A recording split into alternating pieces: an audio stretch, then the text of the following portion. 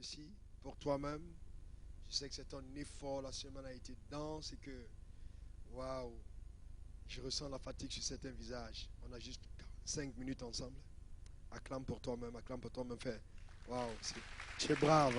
Acclame pour ta vie, c'est fabuleux. Amen, c'est fantastique. Alors, acclame plus fort que ça pour toi-même. Alléluia. Waouh, gloire à Dieu. Amen. Amen. Alors, regarde quelqu'un et dis à la personne qui est juste à côté de toi, Dieu récompensera ton effort. Tourne-toi avec quelqu'un d'autre et dis-le lui, Dieu récompensera ton effort.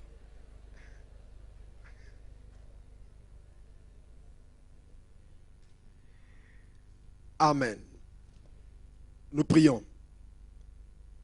Seigneur, merci pour ta fidélité. Nous remettons, Seigneur, cette quatrième leçon entre ta main. Nous voulons te rendre grâce pour ta puissance. Merci pour la révélation. Merci pour la sagesse. Merci pour la disponibilité des cœurs. Je veux te rendre grâce, Éternel, pour la manifestation de la vérité, Seigneur, dans nos vies. Que ton nom soit glorifié pour tes œuvres extraordinaires que tu as accomplies par la puissance de ta force, afin que ton nom soit célébré aujourd'hui et à jamais. Au nom puissant de Jésus, nous avons prié. Et que quelqu'un dise Amen. Amen. Donc je disais que nous allons regarder ensemble, puisque nous avons vu les dispensations, les différentes, qui existent dans la parole de Dieu. Tous les hommes qui ont connu une visitation extraordinaire de la part de l'Éternel, en termes de prospérité, quel a été le secret de chacun d'entre eux? Dans la dispensation de l'innocence, le premier homme richement béni par l'Éternel s'appelait Adam. Et il a été prospère, béni. C'était une grâce pour lui. C'est-à-dire qu'il n'a fait aucun effort. Il est né comme ça parce que Dieu a planifié la bénédiction pour lui. Il a vécu dans l'abondance de Dieu jusqu'au jour où il a violé la limite qui lui avait été prescrite par Dieu. Dieu lui a dit: tu pourras manger les fruits des arbres, de tous les arbres du jardin, mais tu ne mangeras pas les fruits des arbres, la connaissance du bien et du mal. Car le jour où tu en mangeras, tu mourras. Et il a mangé de ce fruit et cela a stoppé totalement son abondance et sa prospérité. Vous voyez, certaines personnes diront: dans le jardin d'Éden, il n'y avait pas de dîme. Mais je vais vous dire ceci, même s'il n'y avait pas de dîme, il y avait la notion de la limite. Parce que toute liberté sans limite nous conduit à l'esclavage. La vraie liberté commence quand nous avons découvert la limite de notre liberté. Dans le royaume de Dieu, toute liberté est synonyme d'existence des bornes de cette liberté. Il y a toujours des limites à notre liberté. Dans le jardin d'Éden, l'homme cultivait tous les arbres du jardin, mais il avait une limite. C'était l'arbre de la connaissance du bien et du mal. Donc, il ne pouvait pas manger de fruits de cet arbre. Comme Dieu a interdit que tu manges le 10e de ton revenu. C'est là la limite, n'est-ce pas, du fruit de ton travail. L'homme, le premier Adam, avait une limite. C'était l'arbre de la connaissance du bien et du mal. Et le jour où il a mangé, il est mort, séparé d'avec Dieu. Il a perdu les privilèges qu'il avait à l'égard de l'Éternel. N'oublie jamais que chaque fois que tu vas violer ce principe fondamental que Dieu a établi pour toi, tu es en train toi-même d'hypothéquer la visitation de Dieu, d'hypothéquer l'abondance que Dieu t'a promis. Tu ne donnes pas la dîme parce que l'Église doit en avoir. Tu ne donnes pas la dîme parce que Dieu veut cet argent. Dieu ne fait pas de supermarché. Dieu ne roule pas en voiture. Dieu n'habite pas de maison. Donc l'argent que tu donnes, en fait, Dieu n'en a pas besoin. Il te demande de le donner parce qu'il sait que tu en auras besoin. C'est en donnant, tu le donnes pour toi-même. Pour que toi, tu sois béni. Pour que tu sois visité. Alors j'ai vu des gens qui disent: oh oui, oh ce pasteur, c'est moi qui le soutiens, c'est moi qui le fais ci. J'ai dit: stop, changez de langage. Vous ne me soutenez pas avec votre argent. Vous êtes en train vous-même de vous soutenir. Parce que je suis un instrument ambulant de bénédiction pour ta vie. En s'aimant dans ma vie, tu provoques quelque chose dans la tienne. Donc tu ne le donnes pas pour moi, tu le donnes d'abord pour toi. Est-ce que c'est bien compris? Donc le premier homme, Adam, n'est-ce pas, était prospère jusqu'au jour où il a violé. Maintenant, regardons dans la dispensation de la conscience. Adam a donné naissance à d'abord 2 fils. Le premier s'appelait Caïn, le second s'appelait Abel. Et la Bible nous dit dans Hébreux 11, verset 4, que c'est par la foi qu'Abel offrit à Dieu un sacrifice plus excellent que celui de Caïn. Et c'est par la foi qu'il parle, quoique mort. C'est par la foi qu'Abel offrit à Dieu un sacrifice plus excellent que celui de Caïn. Et c'est par la foi qu'il parle. Suivez-moi bien, quoique mort. Comment est-ce que quelqu'un qui est mort peut réussir encore à parler? Si ce n'est pas l'extraordinaire degré de visitation de Dieu. On dit quoique mort, il parle toujours. Et la Bible dit par la foi, il a donné un sacrifice plus excellent que celui de Caïn. Vous voyez, Caïn n'avait pas donné quelque chose de moins de minable. La Bible dit plus excellent. Ça veut dire que quelque part, ce que Caïn avait donné n'était pas méprisable. Il a apporté des fruits. Il a donné des fruits à Dieu. Et il a dit à Dieu dans tous les cas, voilà Seigneur, moi je suis cultivateur. Hein, ce que je t'apporte mes fruits. Et vous voyez ce qu'il a donné à Dieu. Il a donné, s'il n'avait pas apporté à Dieu, ses fruits seraient quand même restés pourrir à la maison. Donc il a donné quelque chose à Dieu qui, avec le temps, allait perdre sa valeur. Alors qu'Abel, il a donné autre chose. Il a apporté, n'est-ce pas, un animal de son troupeau à l'Éternel. Et la Bible dit, c'est par la foi. Alors, j'ai commencé à réfléchir, je me dis, mais Seigneur, par la foi, comment ça par la foi? Puisque l'autre, il était cultivateur. Il t'a donné ce qu'il avait. L'autre était éleveur. Il t'a donné ce qu'il avait. Maintenant, tu dis, c'est par la foi que l'autre a donné un sacrifice plus excellent que celui de Caïn. Vous savez, chaque fois que le mot foi est annoncé, ça veut dire qu'il y a eu une parole que Dieu a relâchée. Puisque la foi vient de ce qu'on entend. Et ce qu'on entend vient de la parole. Certainement qu'il y a eu un ordre qui avait été donné par Dieu aux deux disant, apportez-moi une offrande.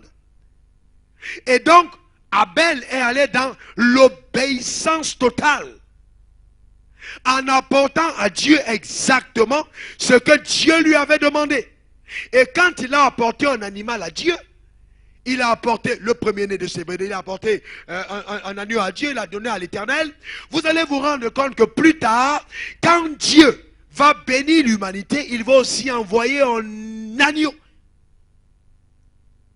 Et ce que Abel avait donné avait de la vie. Il y avait le sang. Le sang, c'est le symbole de l'alliance. Et vous voyez, si vous portez une corbeille de fruits, et vous venez la porter et poser sur l'autel, la corbeille ne va jamais se plaindre. Elle ne parlera jamais. Elle va... Mais faites l'expérience. Prenez juste un bélier et faites 20 mètres avec le bélier. Vous allez voir un peu la résistance. Il est têtu, il n'a pas envie de marcher.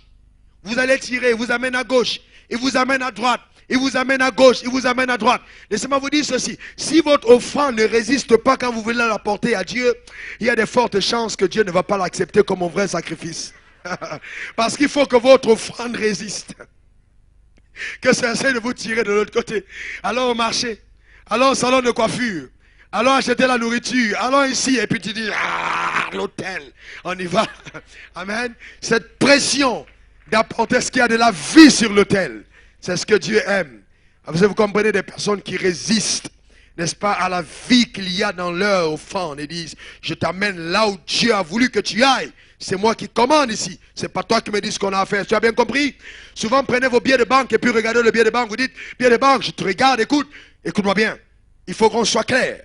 Je le fais souvent, il faut qu'on soit clair. À la maison, au bureau, je pose et dis, écoutez-moi bien. Dollar, euro, CFA, écoutez, yen, écoutez-moi bien. Je vous déclare, par la puissance extraordinaire de Dieu, vous allez servir aux intérêts du royaume de Dieu. Cessez de me perturber, de me troubler avec vos désirs. On va aller faire l'évangile et rien d'autre. Est-ce que c'est bien compris? Et il dit, c'est bien compris, chef. Il dit, ok, je vous ramène dans le coffre. Et je remets et je ferme. Vous savez, ça peut paraître stupide, mais ce sont des actes de foi qu'il faut poser. Il faut parler avec vos offrandes. Vous êtes le maître, c'est vous qui êtes en charge. Il n'y a pas de résistance. Est-ce que vous me comprenez? Vous êtes le chef, c'est vous qui commandez. Vous avez été établi comme autorité sur l'argent et sur les finances. D'accord? Donc, il faut comprendre qu'Abel a offert à Dieu un sacrifice plus excellent. Il était une question d'alliance, le sang. Nous sommes des alliés de Dieu. Nous donnons à Dieu parce qu'on a une alliance.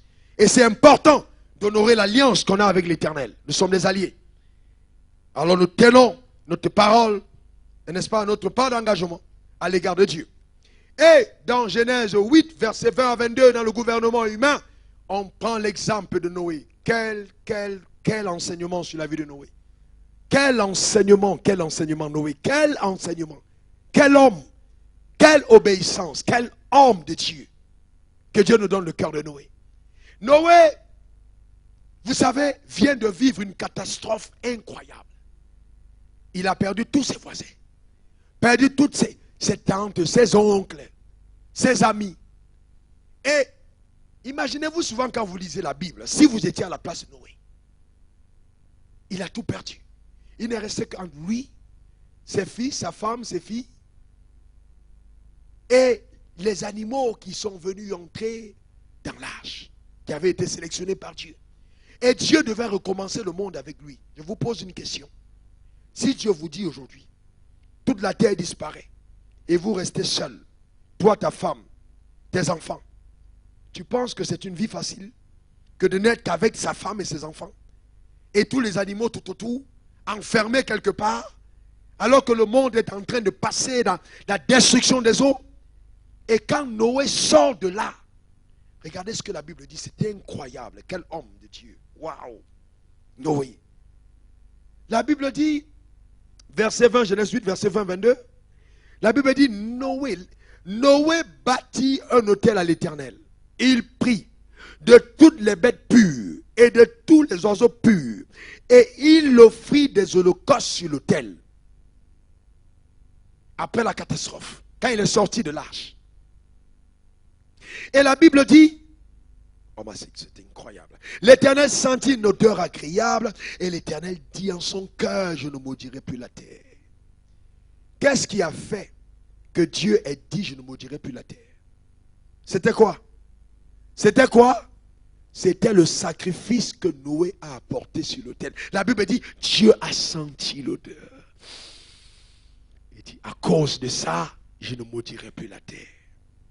Alors souvent là, je m'attarde souvent et je dis aux gens, écoutez, ah oui, des gens se plaignent, oui, j'ai entendu ça plusieurs fois quand Dieu fait des événements dans les églises, oui, le pasteur il a mangé notre argent. Je dis, mais vous savez, il a mangé l'argent. Je dis, mais vous savez que quand vous apportez une offrande à Dieu, Dieu ne la mange pas. Ce n'est pas Dieu qui mange votre offrande. Si le pasteur a mangé, c'est bien parce que le pasteur, c'est le feu qui brûle l'offrande. Et c'est quand il a brûlé l'offrande que Dieu lui respire l'odeur. Il dit c'est bon. si le pasteur n'a pas brûlé l'offrande, comment est-ce que Dieu va sentir l'odeur? Parce qu'il dit, j'ai fait de mes serviteurs des flammes de feu. Donc il faut bien que le serviteur, et vous savez que ce n'est jamais une bénédiction pour une église, ce n'est jamais une bénédiction pour un peuple, que les leaders qui sont établis au-dessus d'eux ne consomment pas les offrandes qui sont apportées. Ils doivent être nourris, être entretenus, prendre soin d'eux par ces offrandes, parce que c'est ce qui va déclencher la visitation de Dieu. Il faut bien, parce que il a fait de ses serviteurs des flammes de feu. Pourquoi? Pour brûler les offrandes.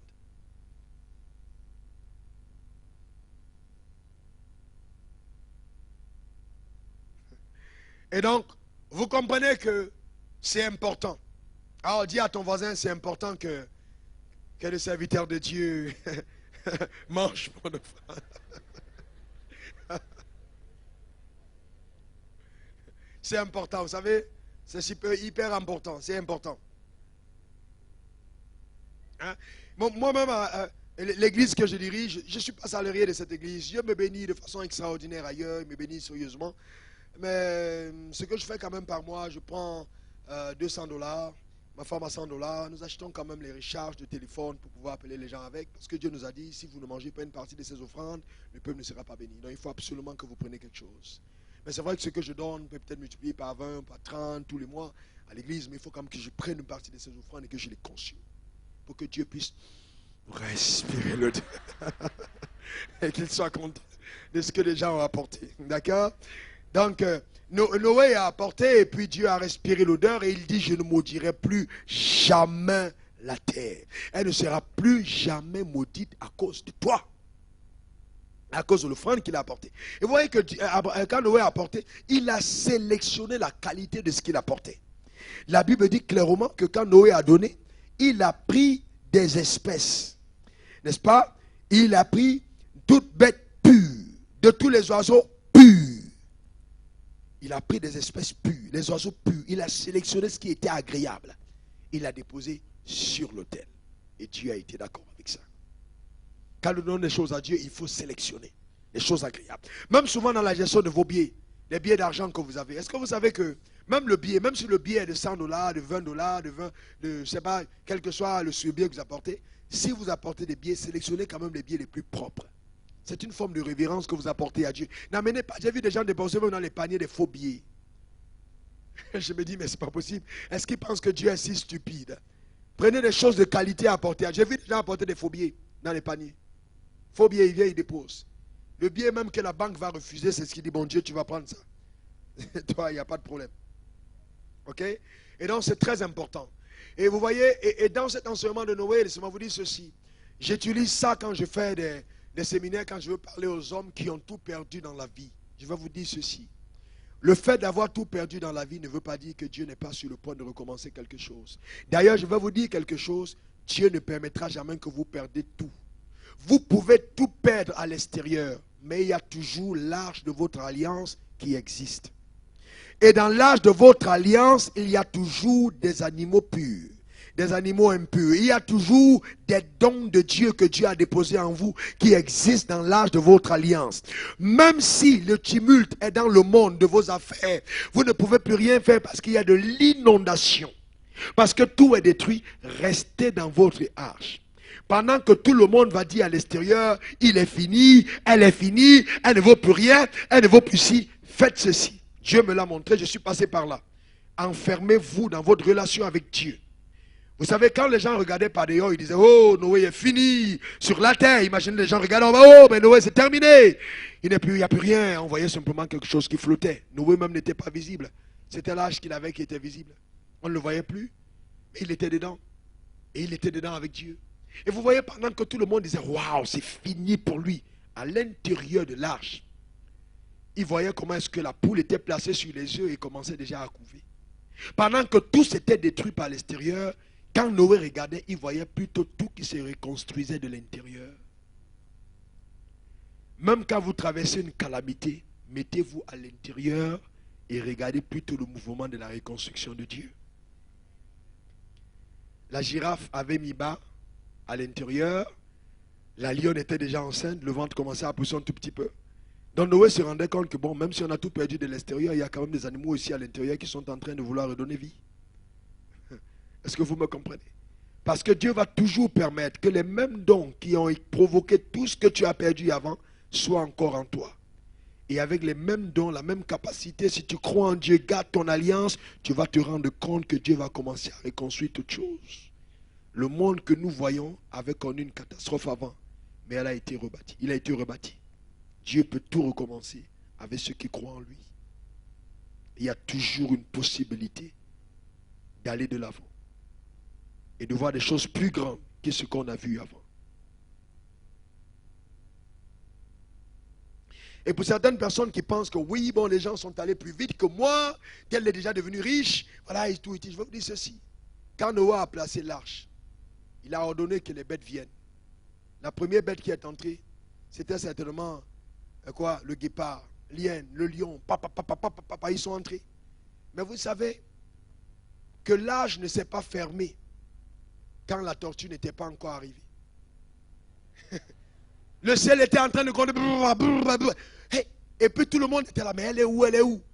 Tout le monde attendait. Vous savez, généralement, les gens qui arrivent avant les premiers ne sont pas toujours les gens qui sont les plus ovationnés. Quand Dame Tortue est arrivée la dernière, tout le monde était là pour regarder, pour voir, mais elle est où? Elle était à sa limite et à son rythme. Mais elle est quand même entrée. Ne regardez pas la vitesse des autres. Allez à votre rythme. le rythme que vous avez dans votre alliance avec Dieu, mais vous allez atteindre le but que Dieu a fixé pour vous. Courez avec votre vitesse, courez avec votre potentiel. N'imitez pas les autres. D'accord? Ensuite, dans la dispensation de la promesse, on va parler d'Abraham, on peut passer dessus, n'est-ce pas, qui a apporté son fils unique à Dieu. Et Abraham aussi a eu le même problème avec son fils qui a demandé, Père, voici le bois, voici le feu. Mais où est donc l'agneau du sacrifice? Et Abraham a répondu, il dit, tais-toi, Dieu lui-même pourvoira l'agneau du sacrifice. Donc, il faut avoir, quand vous avez un sacrifice que vous faites à Dieu, il faut vous assurer que votre sacrifice parle, qu'il parle. S'il n'est pas en train de parler, il y a de fortes chances que Dieu ne l'accepte plus. Dieu aime les sacrifices qui ont une voix, qui peuvent encore demander, mais voici le bois, voici le feu. Il faut qu'il y ait de la vie dans ton sacrifice, qu'il puisse te parler à toi-même et que tu puisses avoir la capacité de répondre à ton sacrifice. Et nous partons maintenant dans la dispensation de la loi. On va rapidement sur le cas de Salomon. 1 Roi 3, là on va lire. 1 Roi 3, 1 Roi 3, versets 3 à 4. 1 Roi 3, versets 3 à 4. Et on comprendra que Salomon n'est pas devenu riche par hasard. Il y a eu quelque chose d'incroyable qui s'est passé dans la vie de Salomon.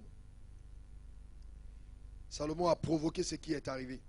1 Roi 3, versets 3 à 4. La Bible dit, Salomon aimait l'Éternel. Première chose, il aimait Dieu. 1 Roi 3, 3 à 4. La Bible dit, Salomon aimait l'Éternel et suivait les coutumes de David, son père. Seulement, c'était sur les hauts lieux qu'il offrait des sacrifices et des parfums. Le roi se rendit à Gabaon pour y sacrifier, car c'était le principal des hauts lieux. Salomon offrit 1000 holocaustes sur l'autel. Allons même jusqu'au verset 5, on va continuer. À Gabaon, l'Éternel apparut en songe à Salomon pendant la nuit et lui dit, demande ce que tu veux que je te donne. Vous voyez que juste il a offert des sacrifices à l'autel, à Gabaon, sur le haut lieu. Il est rentré chez lui, la même nuit, il a eu un rêve. Dieu lui a apparu. Vous pensez que l'apparition de Dieu dans la chambre de Salomon cette nuit était le hasard? Non. Les 1000 holocaustes que Salomon a apportés sur le haut lieu a provoqué la visitation de Dieu. D'abord, je voudrais que vous sachiez que Gabaon était à 11 km de Jérusalem. Et c'est là où se trouvait le tabernacle de Moïse et l'autel d'airain original. Il a fait 11 km de marche avec 1000 holocaustes. Il est allé donner à Dieu. Et la même nuit, Dieu lui apparaît en songe. Hé Salomon, que veux-tu que je fasse pour toi? Pourquoi est-ce que Dieu lui apparaît? Parce que Salomon a apporté 1000 holocaustes. S'il n'avait pas fait ce sacrifice, il n'aurait pas vu la visitation de Dieu. Vous savez, Dieu ne fait exception de personne, la Bible est claire. Si vous avez vu quelqu'un que Dieu a visité de façon particulière, ne vous dites pas, oh, peut-être que Dieu l'aime plus que moi. Non, allez vers la personne et demandez à la personne, qu'est-ce qui s'est passé pour que Dieu te rende visite de la sorte? Chaque succès a une histoire secrète. Ne regardez pas seulement à l'apparence, allez apprendre à côté le secret de cette réussite. Salomon a offert 1000 holocaustes à l'Éternel. Et vous savez que la Bible dit qu'on te mesure de la mesure avec laquelle tu t'es servi. Donc, Dieu te mesure de la mesure avec laquelle tu t'es servi. Et quand Salomon a apporté 1000 holocaustes, Dieu a regardé les mesures qu'il avait. Il n'y avait aucune qui correspondait à cette mesure. Il dit, bon, je vais aller négocier avec Salomon. Parce que la mesure de ça, c'était tellement grand qu'il dit, bon, il faut que j'aille en négociation. Il dit, Salomon, maintenant dis-moi, que veux-tu que je fasse pour toi? Salomon lui dit, donne-moi de la sagesse pour diriger le peuple. Il dit, c'est bien. J'aime ce que tu me demandes. Tu me demandes ni la mort de tes ennemis, ni l'argent, mais tu me demandes simplement la sagesse. C'est bien, je te donnerai cela. Il n'y aura pas de droit autant sage que toi. Mais en plus de ça, je vais te bénir financièrement. Et quand nous regardons le règne de Salomon, il était insolemment riche. Il avait rendu la richesse tellement courante dans son règne que vraiment, c'est-à-dire il avait rendu l'argent aussi commun qu'on voit les pierres. C'était un règne insolent. Et la reine de Séba a entendu parler de Salomon et elle est venue lui rendre visite. Et elle dit Quand la Bible parle de ça, la Bible dit que quand elle est arrivée chez Salomon, elle a vu les degrés qui menaient à son palais, elle a vu les vêtements de de ses serviteurs, la Bible dit, son souffle était coupé.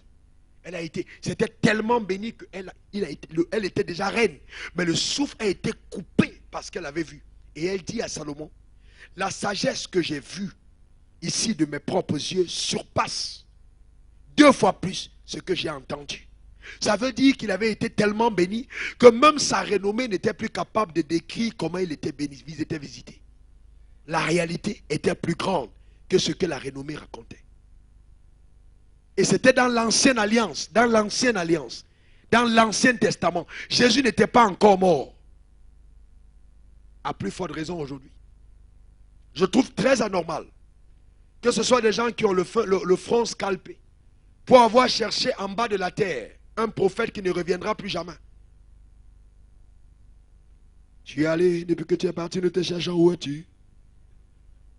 5 fois par jour. Que ce soit eux qui détiennent les richesses et que nous qui invoquons celui qui est ressuscité. Il y a quelque chose qui n'est pas normal. Je ne sais pas si ça ne vous dérange pas, moi ça me dérange sérieusement. Ça me dérange sérieusement. Parce que les puits de pétrole qu'il y a de l'autre côté qui sont en train d'avoir, ce ne sont pas leurs puits. Ce sont mes puits. J'ai hérité cela par Abraham. Ce sont mes richesses. Si ça ne te dérange pas, moi ça me dérange. Il faut qu'on les récupère. Fais comme ça. Ah ouais. Faut récupérer, faut récupérer. Amen. Faut récupérer. Je saisis ces promesses. Je les saisis par la foi. Je récupère. Je récupère. Faut qu'on récupère. Amen. Faut récupérer. C'est à nous, n'est-ce pas? Ce sont nos richesses. Il faut récupérer cela. Et donc, Salomon a été visité par Dieu. Il a été énormément béni. Et dans la dispensation de la grâce, Dieu lui-même nous montre l'exemple. Dieu lui-même, le Créateur, nous a montré l'exemple. Il a donné son Fils. Il a sémé Jésus à la croix pour que la loi soit abolie et que la grâce s'accomplisse. Il a donné un Fils. Mais regardez dans la salle combien de fils il a. Il a un seul fils, il a donné. Regardez. Aujourd'hui, combien de fils il a sur toute la planète à partir d'un seul fils qu'il a sacrifié à la croix. Vous pouvez imaginer ce que c'est. Il nous a montré l'exemple. Il a sémé un seul. Mais combien de fils il est en train de récolter aujourd'hui sur la terre par lui-même le sacrifice qu'il a fait. Il nous a montré l'exemple. Et la Bible dit, il a tant aimé qu'il a donné. Il a donné sacrificiellement. Il n'a mis rien en réserve. Et aujourd'hui, il est en train de branler les nations et les nations. Des réveils, des personnes sont gagnées tous les jours. Il ne fait que récolter de cet investissement qu'il a fait. Par un fils qu'il a donné à la croix. Est-ce que vous êtes avec moi? Donc nous devons apprendre des choses pareilles et comprendre que Dieu veut que chacun d'entre nous, nous atteignions cette dimension de bénédiction. Et je vais vous dire ceci. Suivez-moi bien. La bénédiction de Dieu est aveugle. Quand elle veut venir, elle est aveugle. Quand Abraham devait bénir son fils Isaac, il a demandé à Isaac, non, c'était Isaac. La Bible dit que les yeux d'Isaac étaient déjà appesantis et il ne voyait plus. Il appelle son fils, il dit, maintenant mes jours sont à leur fin. Je vais te bénir, va me faire à manger. Trouve-moi un gibier. Mais la mère aimait son fils Jacob. Et elle dit à Jacob, j'ai entendu ton père parler à son fils en disant, va me chercher un gibier. Elle a tué un gibier qu'elle a pris du troupeau.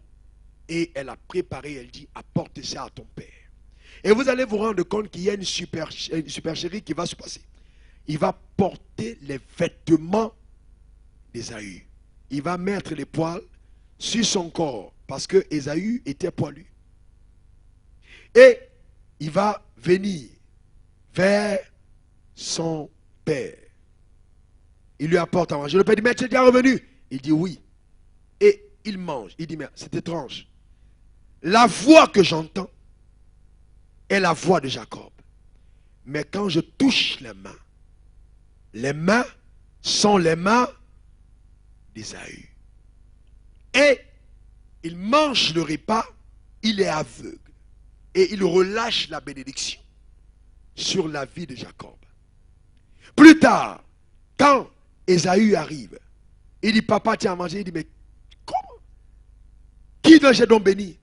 Et il dit, il se rend compte qu'il a déjà béni Jacob. Mais il dit à son fils, alors que c'est lui qui avait envoyé, je ne peux plus rien faire. J'ai déjà béni ton frère. Je vais quand même dire une bénédiction sur toi. Mais je ne peux plus changer ce que j'ai décanté. Pourquoi?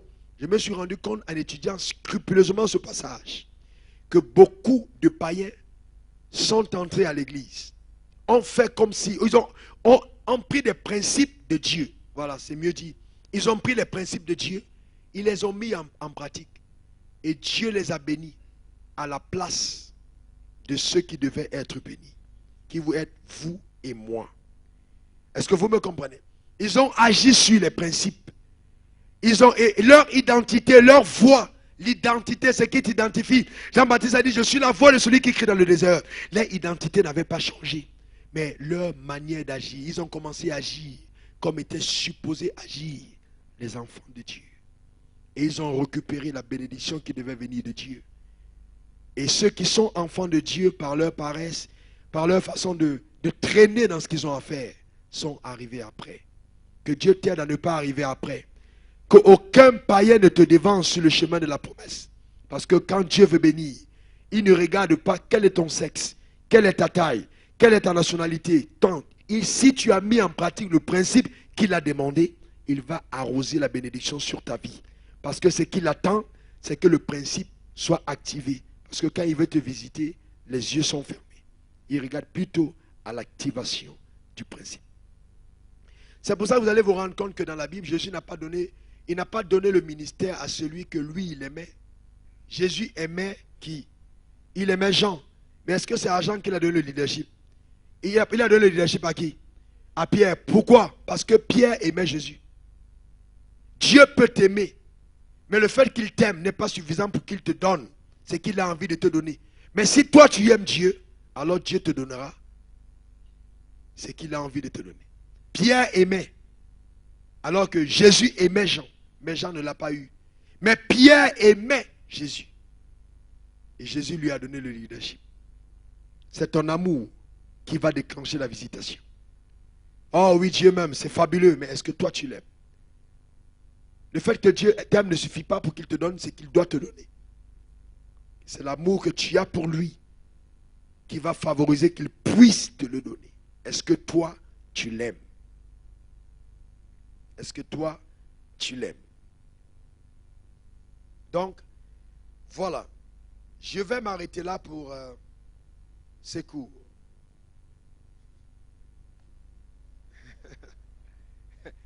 Vous semblez être... vous voulez que je continue?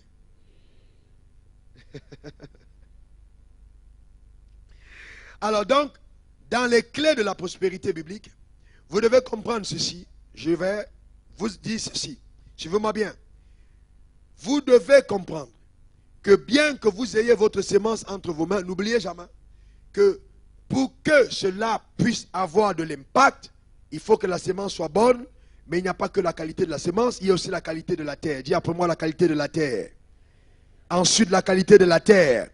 Une troisième fois la qualité de la terre. Il faut encore trouver la bonne terre sur laquelle vous mettez votre sémence. La qualité de la terre. Si vous mettez une bonne semence dans une mauvaise terre, vous la tuez. Et beaucoup d'entre vous avez gaspillé vos sémences parce que vous les avez mises dans les mauvaises terres. Maintenant, vous êtes dans la bonne terre. J'espère pour vous que vous allez continuer de le faire. Au début de mon ministère, j'étais frustré, très frustré parce que chaque fois que les gens me rencontraient, ils me disaient toujours, oh pasteur, il y a 2 semaines, j'étais encore riche, mon bateau vient de couler. Il y a 3 semaines, j'étais ici. Je rencontrais toujours les gens qui étaient riches avant. Donc, un jour, je suis allé devant Dieu, j'ai commencé à prier, j'ai dit Seigneur. Et je pensais que j'avais un problème sérieux parce que je rencontre, il y a un monsieur. Lui alors vraiment, il m'a rencontré et c'était lui qui avait l'histoire du bateau. Il était riche avant. Il a misé sur un bateau, il n'a pas assuré. Le bateau a traversé le Nigeria pour venir au Cameroun.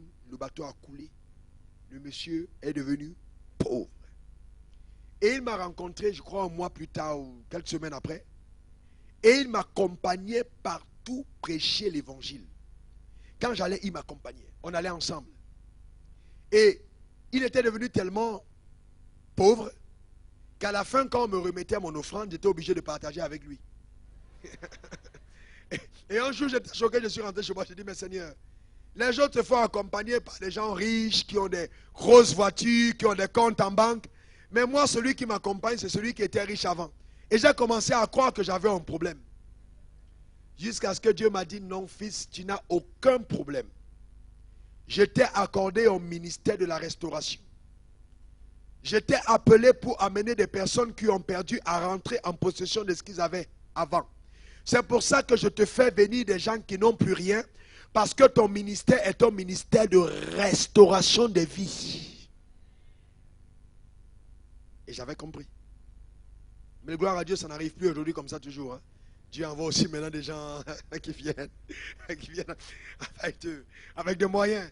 Hein, parce que vous savez, c'est bien d'avoir des solutions. Quand vous êtes entouré de gens qui peuvent être des porteurs de solutions par rapport à l'œuvre, c'est une chose extraordinaire. C'est vraiment extraordinaire. Mais Dieu m'avait éprouvé sérieusement pendant ces moments-là. Je rends grâce à Dieu de ce que s'est passé. Ok? Et vous voyez, frères et sœurs, je veux vraiment défier chacun d'entre vous à quitter la base d'être celui qui donne à l'église pour être un investisseur dans le royaume. Parce qu'il y a la dimension où on est en train de celui qui donne, mais il y a des gens qui sont des investisseurs, qui se disent, moi, je suis un investisseur dans le royaume. Donc je ne suis plus de ceux qui apportent juste une offrande, mais je suis un partenaire de la vision. Je suis quelqu'un qui est un investisseur. Donc vous êtes devenu un partenaire de Dieu dans l'avancement de son royaume. Donc vous allez au-delà de la simple dîme. Vous savez, l'église primitive n'était pas... Ils avaient surpassé la notion de la dîme. Et il y avait des gens qui vendaient leurs propriétés, qui apportaient tout ce qu'ils avaient au pied du Seigneur. Ils apportaient tout. Ils déposaient au pied du Seigneur. C'était quoi? Des partenaires stratégiques pour la progression de l'évangile. Dieu, à cette fin de temps, est en train de susciter des partenaires stratégiques. Et je ne sais pas si tu veux faire partie de ces personnes. Alors, si tu veux faire partie de cette personne, il y a une onction ce soir. Tu vas juste lever ta main et tu vas le laisser en haut. Je vais compter jusqu'à 7. Si jusqu'à 7, ta main est toujours levée, alors Dieu va te considérer comme un partenaire stratégique par rapport à l'avancement du royaume. Un investisseur. Ça veut dire qu'à la fin de ce cours, 10% ne te concerne plus. Tu es un partenaire stratégique. Et tu peux sortir d'ici et Dieu te demande de vendre ta maison. S'il te demande de vendre et apporter à l'église, fais-le. Écoute-moi bien, ça va faire rire certaines personnes. Mais un partenaire stratégique, Dieu va l'éprouver. Dieu peut te demander de poser un acte sacrificiel qui va sceller cet engagement. Je vais compter jusqu'à 7. 1, 2, 3, 4, 5, 6 et 7. C'est validé. À partir de cet instant, je déclare sur ta vie, en accord avec toi-même, que Dieu te compte parmi les partenaires stratégiques pour l'avancement du royaume. Stratégique.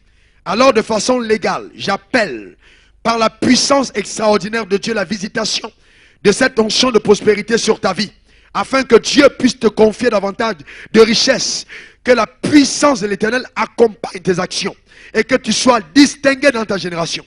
Là où les gens donnent 1000, tu donneras 10 000, 20 000, 30 000. Là où les gens donnent 30 000, tu donneras 1 million. Dieu te donnera la capacité de donner au-delà de ce qu'on a pu imaginer. Parce que tu es un partenaire stratégique pour l'avancement du royaume de Dieu dans cette mission El Shaddai au nom puissant de Jésus. Vous qui me regardez maintenant à la télévision, je déclare sur ta vie, là où tu es, dans l'église locale où Dieu t'a placé, dans ta cité, dans ta ville, je déclare sur ta vie au nom puissant de Jésus que cela s'accomplit dans ta vie. Tu es ton partenaire stratégique. Et tu peux commencer à supporter ce support sur lequel tu as entendu ce message, à s'aimer pour que l'évangile continue d'avancer. Parce que Dieu regarde à toi comme un partenaire stratégique pour l'avancement de son œuvre. Maintenant, laissez-moi vous dire ceci. Quand vous êtes un partenaire stratégique, faites très attention. Ananias et Saphiras étaient des partenaires stratégiques. Ils ont vendu leur propriété et ils sont arrivés devant Pierre en disant, ils ont gardé une partie. Et ils ont donné une partie. Et ils ont dit, voici l'argent de notre maison. Et à cause de ça, ils sont morts. Pourquoi? Parce qu'ils ont menti au Saint-Esprit. Vous voyez, des partenaires stratégiques suscités par Dieu doivent être sensibles à l'esprit. Aller dans la totalité de l'obéissance. Il faut être des personnes franches.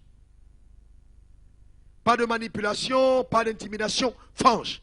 N'opérez pas avec l'esprit de Jézabel, qui est une révolte à l'autorité. Vous savez que même les offrandes que certaines personnes apportent à l'église, souvent sont manipulées par Jézabel. Qu'est-ce que c'est l'esprit de Jézabel? L'esprit de la révolte à l'autorité. Qui est l'autorité sur ta vie? C'est ton pasteur. Mais quelle est l'autorité légale que Dieu a laissée sur la terre? C'est le Saint-Esprit. Au travers de la parole, le Saint-Esprit. Si le Saint-Esprit te demande de poser un acte, et que toi tu poses un autre acte, c'est une révolte à l'autorité. Et donc l'esprit que tu apportes, au lieu d'être un esprit agréable à Dieu, et l'offrande que tu apportes, au lieu d'être une offrande à Dieu, agréable, devient une offrande de Jézabel. J'ai vu plusieurs personnes venir, oh oui, je donne 10 millions, je donne 1 million, je donne 500 000. Mais ils le donnent parce qu'ils veulent se faire voir. Ils ne le donnent pas parce qu'ils veulent faire avancer l'évangile. Chaque fois que votre motivation est biaisée, vous tuez la capacité de Dieu, vous la détruisez de pouvoir vous récompenser. On ne fait pas des choses parce qu'on a envie de montrer aux autres qu'on est capable de le faire. On le fait parce qu'on est obéissant au Saint-Esprit et qu'on aime Dieu en tant que partenaire stratégique pour l'avancement de l'œuvre de Dieu. Est-ce que vous me comprenez? Des partenaires stratégiques de Dieu pour l'avancement de son royaume.